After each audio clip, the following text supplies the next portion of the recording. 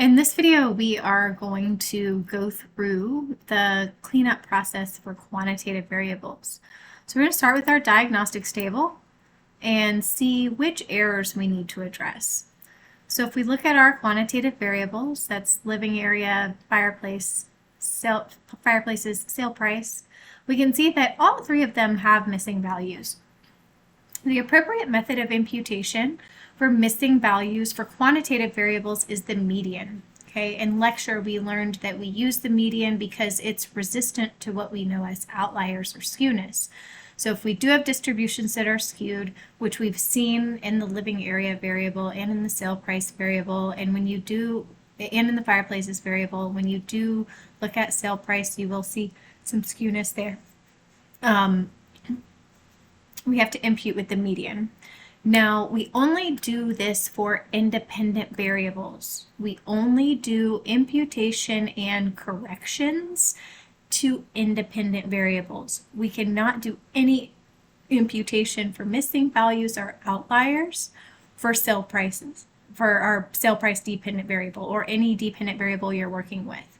Ultimately, what we're doing when we do an imputation is we're inserting our best estimation at what that value would have been. So that's why we choose the most likely value or the measure of center, the mode, or the median. Because if we had to pick one most likely value, it's going to be either the value that occurs the most in the data already, or it's the value that falls right in the middle of a distribution. Okay, the reason why we can't do imputation for sale price is because that's the thing we're trying to predict and explain. And if we start entering estimations for the thing that we're trying to predict or explain, then we're going to have estimations within our estimations. So when we have missing values for our dependent variable only, that's when we'll delete those rows, and we will do that together here. For living area and for fireplaces, we're going to impute those missing values with the median. Okay, well, we actually have to know what the median is first, so we'll do that quick calculation before we do the imputation. Let's go to our cleaned data tab. This is where we'll do our first missing value imputation for living area and fireplaces. So if we, first things first, we need to know what value to impute with. So in order to find the median of these variables, okay, we'll do living area. I'm just going to in fireplaces. I'm just going to copy those and paste these over here. Okay, so I want to calculate this median for living area here. I'm going to do it right below the label. This equals median. That's the function to calculate the median. So remember, all functions in Excel start with an equal sign. You can type the function out completely, or you can select one from the list that pops up as you're typing. We'll open our parentheses and see what the arguments are. It says that it just takes a list of numbers.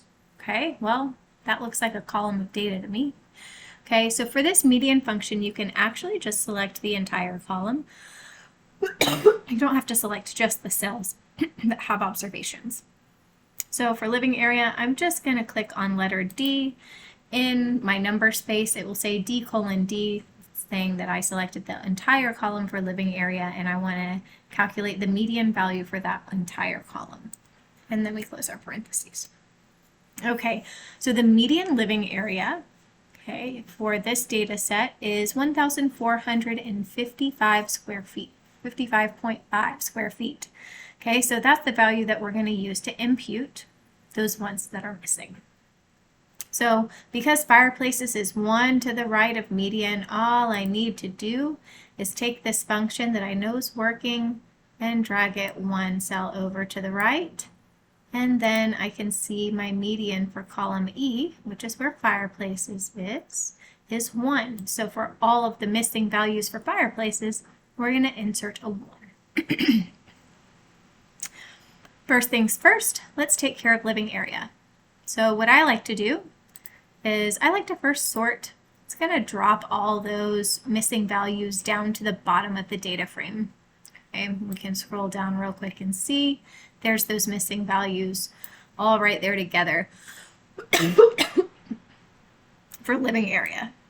Now, to get those missing values right up in this top part of the worksheet, I'm going to come to my filter button on living area, just this little drop down here. I'm going to uncheck select all, scroll down to the bottom, and then check this little box for blanks. Press OK. All right, so there are my living area missing values. What I didn't do was copy that median value. So let me remove my filter. I'm going to just Control C to copy that. I'm going to filter down now again to those missing values. Check the box for blanks. That's the only thing you want checked. Okay, now when I paste this median value that I've just copied, I'm going to paste it as a value. If I don't, I'm going to insert that median function here, and that's not what I want to do. So I'm going to right click and click this option that's paste as values. Okay, now I know I have that median value in there, and I can just come to the bottom right corner where I have that first median imputation and drag it down to the bottom. And I should have a value now for every living area. We can clear the filter and check to make sure we have no missing values. And you can see there's no box down here that says blanks. All right, one down, one to go. So we know our fireplace imputation variable or imputation number is 1. That's the median for fireplaces. So what we're going to do, again, sort. We're going to filter down to just those blank cells. And we know this imputation value is 1. I can type it one time and then drag, and it will fill that in the remaining cells. All right, just to double check, clear the filter, look at it again, and now we can see that there are no blank values here. Press OK. Next thing, we do have missing values for sale price, but we can't impute them. Okay, can't enter estimations for the very thing that we're trying to estimate. Right? So since we only have a small number of missing values, we're going to delete these. Even if we had a larger number, we could. But if we had too many missing values for our target variable, that's a sign that we probably need to go collect more data or have better quality data. So what we're first going to do, sort smallest to largest, we're going to filter down to those blank rows where we have missing sale prices. And for this, we actually have to remove the entire row of data. So we're doing it right now in the lab, but you're also going to have to go through this process of doing it with your subset, because you're going to need to be removing all of these observations for your variable subset as well. So these rows right here, all of them have that missing sale price. I've highlighted them just by clicking on the row number over to the left side of the screen and dragging down until I get to the last observation. And now I'm going to come up here on my home ribbon to my cells panel right here and just click this delete. Now I've removed those. I can clear that filter. We can look just to be sure there's no missing values and we don't see any missings down there at all. So we're good to go there. We also will not do any imputation for outliers, even if there are outliers. For those, if they're very, very extreme, we'll probably just delete them from the data.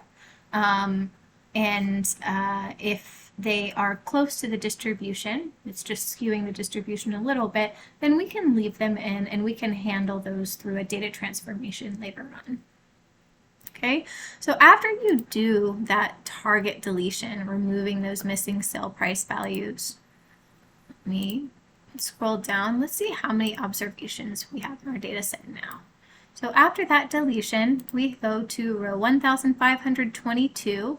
We actually have 1,521 observations left in the data because that first row is labels.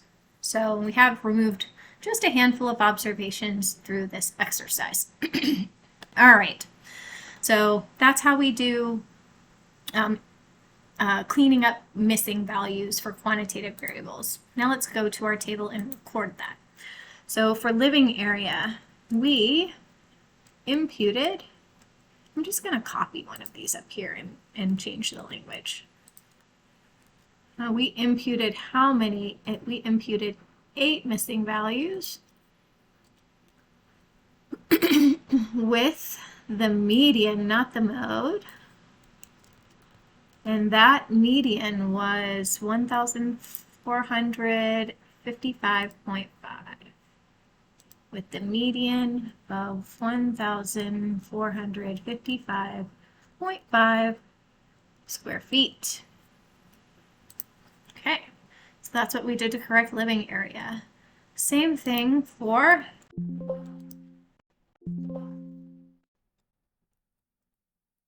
fireplaces. Oops, sorry.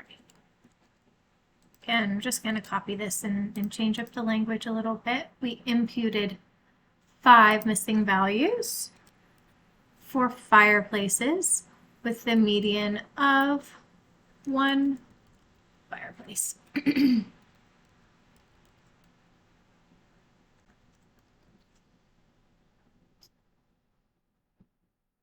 All right, so now we have those. Now lastly, we'll go down to sale price. Okay, and we'll have to say what we did with those missing values. So deleted 7 missing values. Deleted 7 rows. I think it's better. Deleted 7 rows with missing sale price values.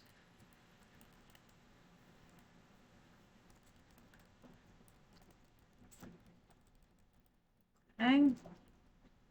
And then you're still going to do the outlier identification, but when you come to clean this, we're going to say no outlier imputation on target or dependent variable. Okay, so again, we didn't do this in the distribution shape, so this is something that you'll have to fill in when you do your homework. Next thing, all right, so we've addressed missing values for all of the variables. Good to go. Distribution shape, unimodal, slightly skewed right, not a big deal. We don't have to do anything further with that. We'll take care of that slight skewness with data transformations later on. Going through those 3 misspellings, those were corrected. There were no errors necessarily for overall quality, so we just have missing value imputation here.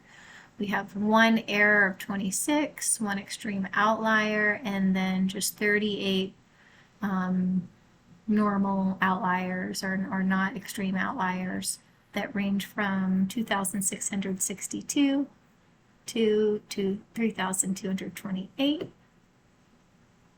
And the next thing that we'll need to do is correct any errors and outliers and extreme outliers. So we're going to leave all of these 38 outliers in this kind of normal range that's pretty close to the end of the distribution alone. Okay, we'll take care of those through transformation. But the things that we do have to correct, we do have to correct this error of 26 square feet, and we do have to correct this extreme outlier of 5,642 square feet. Okay, and for errors, we impute those with the median. For outliers that could be real, but they're just unlikely to have come from the same distribution, we Windsorize those to the next outlier. I'll show you how to do that. Okay, this is going to come into play in your homework for sure. For fireplaces, we only need to correct that 1 error of 13 fireplaces. Okay, and for those errors, if we can't determine that it was like 3 or anything like that, then what we have to do is just impute with the median. So let's take care of errors first. These errors are things that are so unlikely that they probably are impossible and didn't happen. Okay, and when we have errors that are impossible or really, really, really unlikely, then we can impute those with a measure of center. So for these two, we will also impute 26 square feet with the median. And we will also impute 13 fireplaces with the median of 1 fireplace.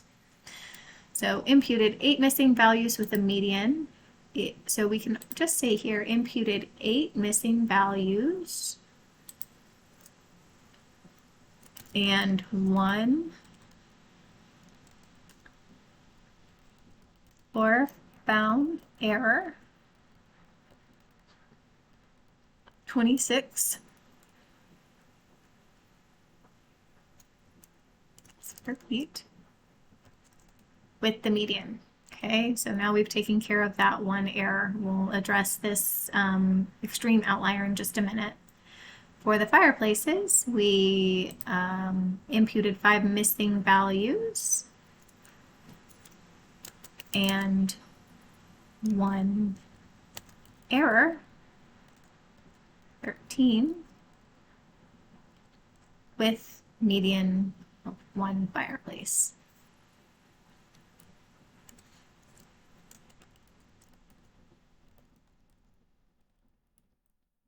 Okay, now let's talk about the very last thing that we need to do. This really extreme outlier, 5,642 square feet.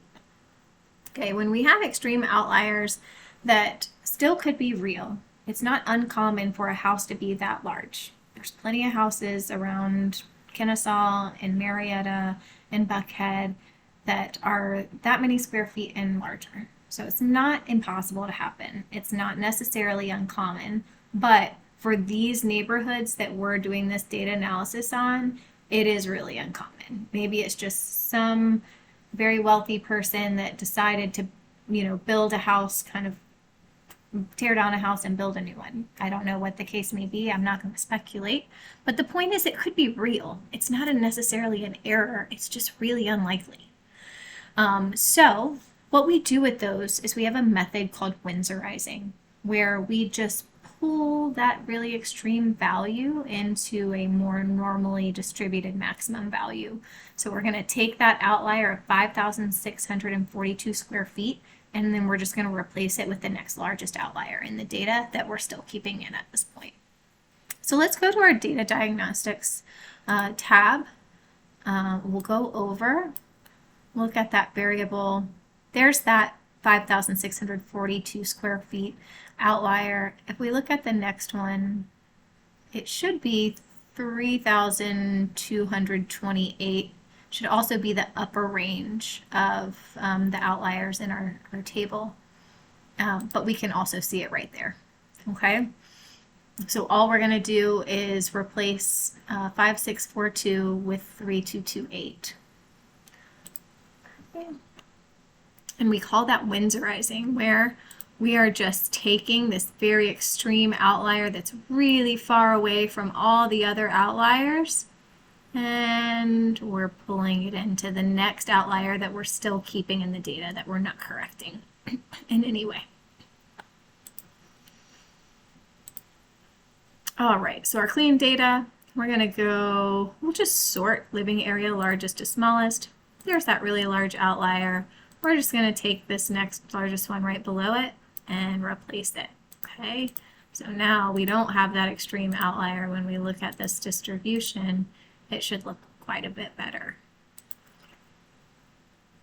It looks like we didn't do that imputation for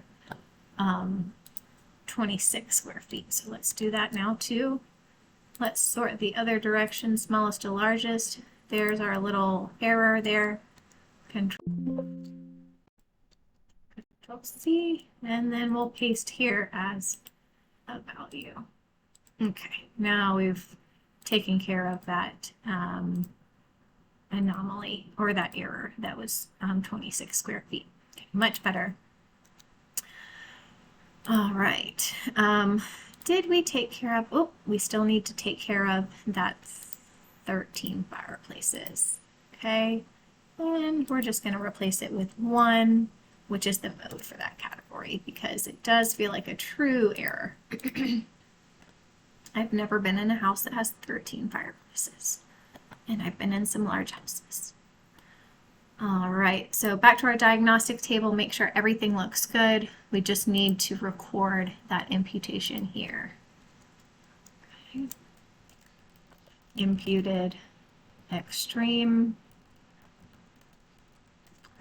outlier.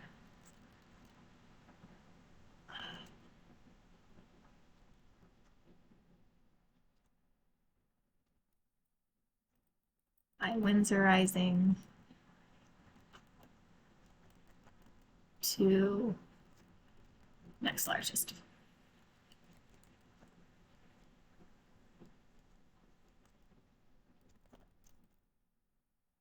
322 feet. So what we're doing with that Windsorizing process is we're still noting that this is most likely a large house, but we don't want it to overly influence the results of our analysis because it's an anomaly. It's not very common.